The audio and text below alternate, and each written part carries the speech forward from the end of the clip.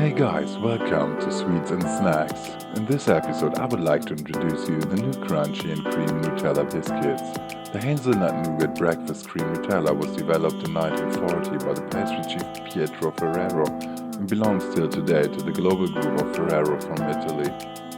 Nutella is sold today in more than 75 countries. The nation with the highest consume of Nutella is France. In many families, Nutella forms a fixed part on the breakfast table. These are the new Nutella biscuits, and as the name suspects, it's a crunchy blonde biscuit with a rich filling of the typical breakfast cream.